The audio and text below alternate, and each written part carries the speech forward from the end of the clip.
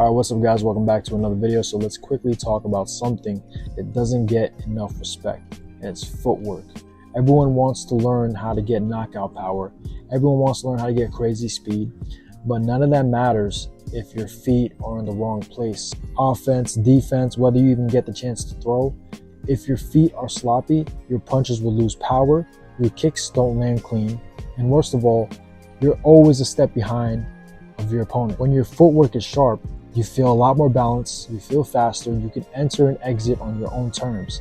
And that's when striking feels smooth. That's when you can flow. I want you to think about it this way, okay?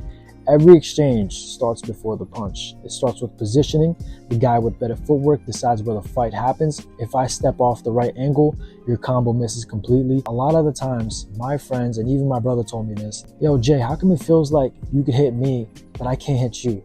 And it all has to do with footwork. Because if I control the distance, I can hit you when you can't hit me. That's the real game. Defense lies in your feet. That's the first line of defense. You can have the best guard in the world up here, but if you're standing square and you're flat, you're just a standing target. The moment you start moving with intent, sliding out, cutting angles, slipping in, stepping just enough to make someone miss, that's when defense becomes second nature. Something that a lot of people don't realize is that good footwork doesn't mean bouncing all over the place. It's not about looking flashy. It's not about looking like Muhammad Ali all the time.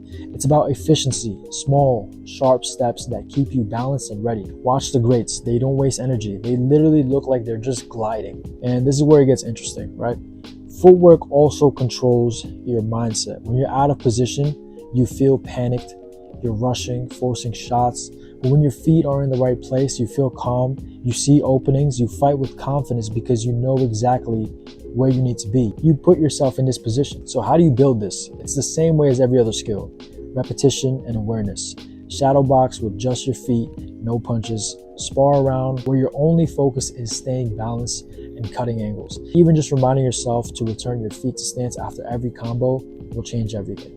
Because at the end of the day, footwork is the foundation. The punches, the kicks, the combos, those are just tools. The foundation decides if those tools even work. And once you understand that, fighting feels completely different. Here's how I like to build footwork during sparring. Simple rules that force me to move with purpose. Drill number 1, you have to pressure with resets.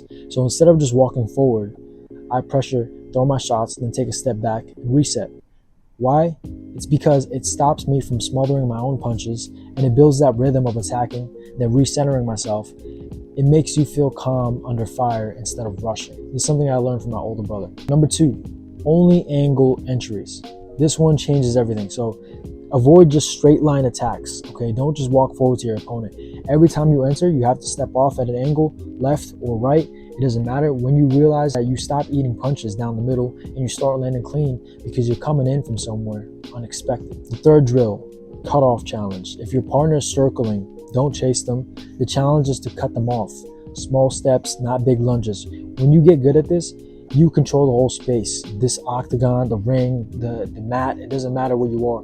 You're going to be able to control your space because you're the one who's deciding where the fight happens, not them. Another cool concept that I like to add as a bonus on top of those drills is that I call it the one side shutdown. So basically, I pick their power hand, their power side. It could be their feet or their hands, wherever I feel like they have the most power in, and I use my footwork to take it away. So if it's their cross, their rear cross, I step outside. So if it's their hook, I pivot away.